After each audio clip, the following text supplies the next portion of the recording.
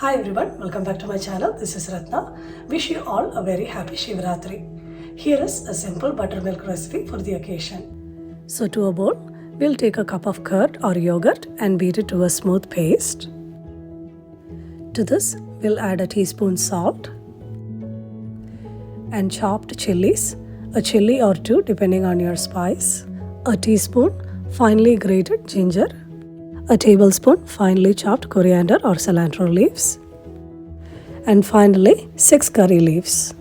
After blending it well, we'll add 2 cups chilled water. If you prefer thin buttermilk, then make it 3 cups chilled water and adjust for salt. After mixing everything, we can transfer it to a glass. Spicy buttermilk is ready. It's very simple and easy, and I really hope you'll make it.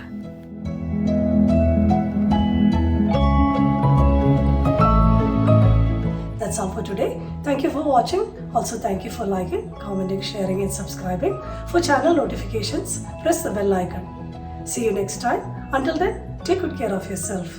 Stay healthy, stay positive. You have a good day or a good night. Bye.